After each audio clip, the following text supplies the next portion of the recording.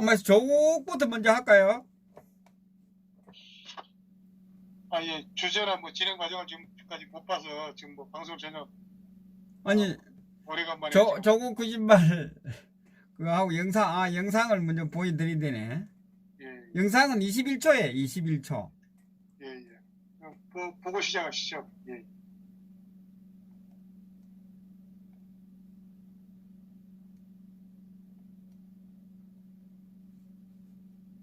잠깐. 이게 왜?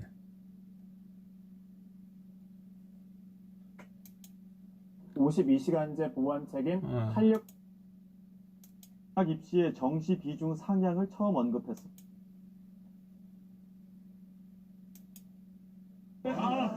영상. 자, 21초, 21초. 경심이 나오는 장면.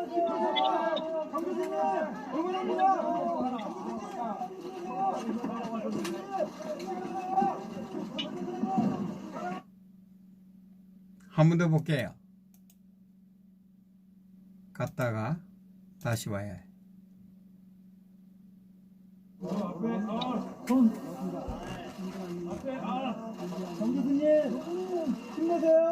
들어갈 때는 안대를 안 끼는데 나올 때는 안대를 끼고 나오는.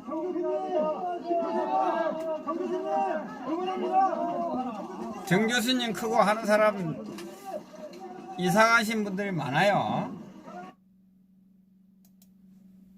예. 논평 부탁드립니다. 터주 박사님. 예. 제가 오늘 그동안에 지금 오래간만에 우리 시청자 여러분들하고 같이 뵀는데, 그동안에 제가 외국에 좀 출장도 갔다 왔고, 예. 그리고, 예, 이 농장에 또 태풍 피해로 인해가지고, 하우스도 새로 짓고 하느라고, 거의 한 2주 만에 뵙는 것 같아요. 예. 하우스 못든 지나왔던데 아방궁을 만들어 놓은 것 같아요. 사진 보니까. 예.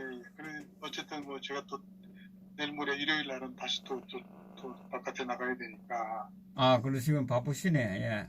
오늘 방송을 아니면 또 시간이 없을 것 같아요. 또 미국에서 또 지인이 지금 아마 영종도에 제가 아주 친한 친구가 있는데 아마 미국에서 오셔가지고 내일 아마 일개 군단을 또 모시고 예.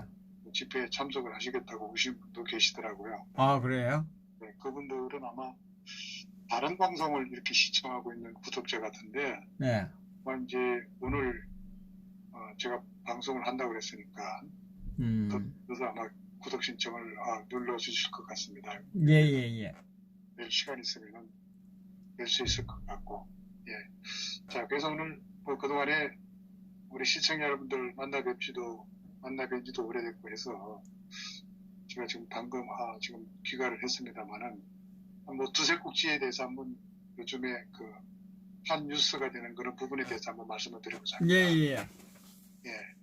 영상에서 이제 보신 바와 같이 지금 문재인이 국회에서조차 검찰 개혁과 공수처 운운하는 것을 공수처로 야당 인사들을 탄압하고 또 자기네 정권 유지와 국제 정치를 하기 위해서 이제 이런 짓거리들을 하는 것이라고 저는 봅니다. 예. 이 공수처가 어떻게 검찰의 문제점을 개혁할 수 있다는 것인지 제대로 된 설명을 우리 시청자 여러분들께서는 제대로 들어본 적이 없을 겁니다. 이 검찰의 문제는 정치에 애속돼서 권력 편향적 수사를 하거나 인권 침해적인 그런 수사를 한다든가 하는 검찰의 업무 수행 방식의 문제인데 공수처가 이런 것을 조사하는 기관이 아니지 않습니까? 예. 이걸 어떻게 또 이 조사를 하겠다는 건지 이해를 할 수 없죠. 이름 그대로 공직자의 개인 비리를 수사하는 곳인데 그런 것은 둘째고 검사 판사들이 업무를 제대로 하는지 안 하는지를 들여다보겠다는 것이 아마 핵심이라고 저는 생각합니다. 예. 그런 것은 사실은 비리가 아니죠.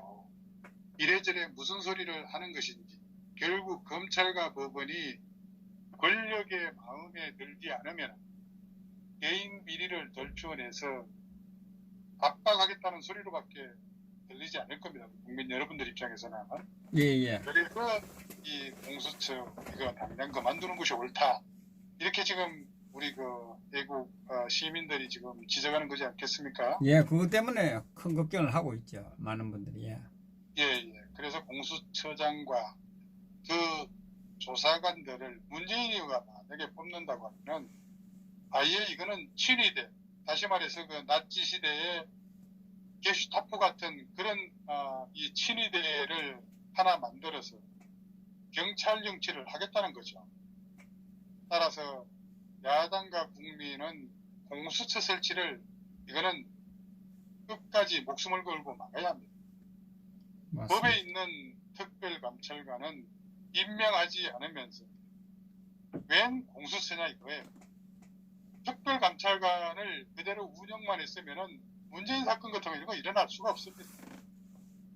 그런데 지금 특별감찰관을 임명하지 않은 것, 이거는 차기 정권에서 이거는 아주 큰 지적사항이 될 수가 있습니다. 이거 아주 아킬레스건입니다. 문다이 사건 같은 게 어떻게 특별감찰관 제도가 있었다면 이런 일이 감히 일어날 수가 있겠습니까? 예. 이거 지금 우리 국민들이 지금 이 지적을 하지 않아서 지금 그러는데 이 특별감찰관 제도가 공수처가 하는 역할을 이 특별감찰관이 다 할 수가 있는데 예. 지금까지 과거 정권에서 지난 정권까지 이 특별감찰관 제도가 쭉 이어져 왔었고 또 문재인 정부 초기에 한국일보에서도 이 특별감찰관 제도에 대해서 지적을 한 바가 있습니다. 예. 그런데도 불구하고 아직까지 지금 임명을 하지 않고 있으면서 웬 놈이 이제 와서 공수처냐 이 말이에요. 이 문재인의 검찰 개혁은 국민을 위한 것이 아니고 문재인 패거리들의 정권과 집권 여당을 위한 정치라고 볼 수가 있습니다. 문재인의 그 음흉한 업무를 준수해야 대한민국과 국민이 살 수가 있습니다. 맞습니다. 예. 이로써도 국민은 문재인을 광화문에서 촛불 집회를 계속해서 이어나가고 있지 않습니까? 예. 이 얘기는 뭐냐면 문재인 하야하라는 거죠. 문재인에 의해서 모든 분야가 지금 망해가는 나라를 살리고 국민도 살아야 할 거 아니겠어요? 예. 그리고 이 제왕적 대통령제 이거 반드시 시정을 해야 될 겁니다. 이 대통령이 독재하지 않는 것이 이상할 정도고 그것을 견제하고 막을 장치나 제도나 이거 지금 현재로서는 방법이 없습니다. 이 공수처라고 하는 게 제가 볼 때는 그렇게 생각합니다. 옛날 그 하늘을 나는 새도 떨어뜨린다는 이런 말들이 있죠. 예. 이게 옛날 소위 이제 중앙정보부 시절이 아닌가 생각이 되는데 그렇다면은 옛날에 그 박정희 대통령 시절에 중앙정보부 이거 부활시키면 되는 거 아니겠어요? 예. 근데 무슨 공수처냐 이 말입니다.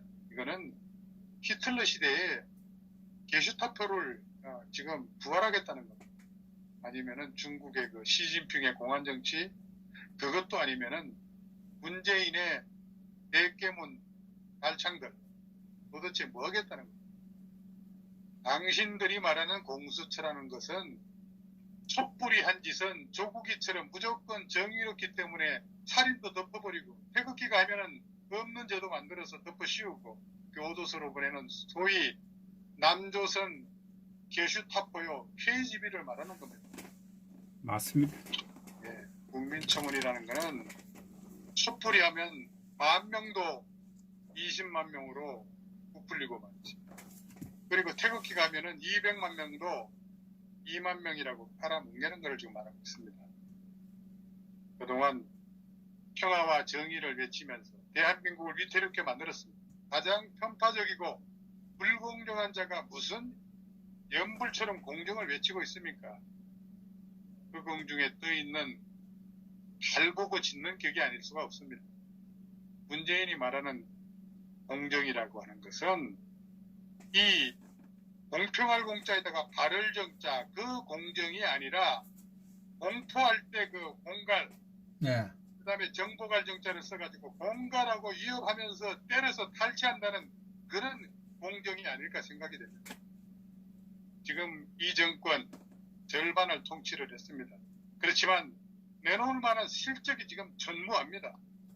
무지, 무식, 무능의 산무 정권으로 이 정권 타도해야 된다는 게 지금 국민들의 소리입니다. 그동안 나라를 온통 엉망진창으로 만든 것 외에는 내세울 실적 외엔 이 실적이 하나도 없다고 봅니다. 이 대통령이라고 하는 자리, 매우 외환의 죄를 짓지 않으면 탄핵할 수가 없습니다. 이건 명백한 헌법 내용에 명시되어 있는 겁니다. 그런데 지금 문재인은 대통령으로서 그 죄를 모두 행했습니다. 첫째로는 국민 분열이요. 그 문재인이가 한 것이니까 잘 알겠죠. 경제 파탄, 민생 불안, 가장 큰 것은 국민 분열이고, 이것은 내후 외환입니다. 외환은 국토포기가 뭡니까? 우리 보수 선생 저하고 강화도 가서 한박도 취재했지 않습니까? 그리고 한박도는 개인적으로도 몇 번 방송을 했습니다. 17만인가 18만 갔어요. 아, 그렇군요. 네. 예, 이 북한 정권에 대한 끝없는 구애가 아니라 아버지요. 그리고 외국에서의 그런 왕따, 따돌림, 우방에서도 그렇게 생각하고 있습니다. 바로 외환, 이 외환은 돈 바꾸는 외환이 아닙니다. 달러 바꾸는 외환이 아니라는 겁니다. 그래도 문재인은 좋다고 지금 계속해서 한 달에 한 번꼴로 세계 여행 다녀왔습니다. 그럼에도 불구하고 특히 영토 포기, 이거 있을 수 없는 일이죠.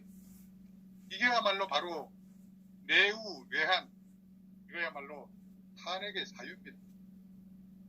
문재인 임기 절반이 없죠. 그건 우리 생각해 보세요. 성악전공한 김정숙이가 대기업 회장들 집합시켜서 경영을 지시하고, 단순 조립 민노총이 국가 경영에 참여하면서 도심 재개발은 철교민이 주도하고, 그리고 개그맨 김미화, 공지영이 이 나라에서 에너지 자문위원입니다. 김재동이가 고액을 받으면서 헌법을 강의하고, 표창장만으로도 의까리하게 갈 수 있는 공부하기 쉬운 나라에 범법자도 장관이 될 수 있는 나라가 대한민국이 됐습니다. 그리고 정형외과에서 뇌종양, 뇌출혈 같은 그런 진단서 발급이 가능한 혁신적 의료 체계를 만들고, 거북선보다도 세월호가 더 훌륭한 유산이 되었고, 문재인은 입으로 핸드폰을 만들어내고 반도체를 한순간에 자력 생산해서 북한 핵을 바르사체 명품 인공위성으로 바꿔주고, 국대한테는 무장 해제하면서 멧돼지가 넘어와서 10명을 갖다가 전파를 시키고, 일본에는 맞짱 서서 죽창으로 국토를 방해하고, 경제, 안보, 외교, 이 모든 것을 퍼펙트하게 경영하면서 KBS, MBC, JTBC 이런 모든 언론들이 태평성대를 칭송하면서 노래하는 꿈과 희망의 대한민국입니다. 유태인 학살을 하면서 죄의식을 못 느끼는 정신병자였던 히틀러와 같이 문재인도 사리 군벌 영역이 전혀 없는 사람입니다. 이런 마법 같은 나라를 만들어 주셔서 이거 감사해야 할 겁니까? 그래도 그럴 것이, 문재인은 어쩌다 대통령이 된 어통 때문입니다. JTBC의 태블릿 PC 가짜 뉴스하고 세월호 가짜 뉴스가 만들어낸 어쩌다 대통령이 때문입니다. 진정한 리더는 사람 보는 눈이 남달라야 합니다. 오늘의 삼성을 만든 것은 이병철 회장의 사람 보는 안목이 있었다는 것은 이미 우리 국민들 사이에 알려진 사실입니다. 문재인에게는 겉모습과 화려한 언변 속는 그런 버릇이 있습니다. 김정은의 제스처에 속고 조국의 수리한 용모와 정의감에 불타는 듯한 언변에 녹아난 거죠. 문재인은 실패를 인정하지 않고 실수를 받아들이지 않는 그런 똥꼬집이 있는 것 같아요. 조국을 조속히 읍참마속하지 못한 이유가 문재인의 가족사를 몽땅 다 알고 있는 그런 조국이 두려웠기 때문이라는 그런 풍문도 지금 나돌고 있습니다. 대한민국은 값비싼 대가를 치르고 있어요. 소위 운동권 출신들이 나라를 맡다 보니까 이놈의 나라 꼴이 이렇게 엉망진창으로 되어 간다는 그런 사실을 알게 된 거죠. 문재인은 왕의 신분으로 아베 수상에게는 이낙연이를 보내가지고 상대역으로 내세우고 일본 왕에게도 따로 친서를 보냄으로써 빈축을 하고 있습니다. 문재인이 조국과 얽힌 경제 공동체의 사설도 지금 풀어야 합니다. 마땅히 김정숙 왕비도 수사선상에서 다루어질 것이라고 저는 생각합니다. 김정은은 금강산 관광지구로 시찰하면서 뭐라고 했습니까? 보기만 해도 기분 나빠지는 느절한 그런 남측 시설들을 삭제를 버리라, 이렇게 얘기했죠. 그리고 두 남자를 향한 문재인의 올인이 파탈이라는 결말을 향해 치닫고 있습니다. 이거는 문재인의 파탄은 자초한 겁니다. 일반 국민도 이런 바보 시선하지 않습니다. 문재인은 일반 국민보다도 지적 수준이 한참 떨어지는 것 같아요.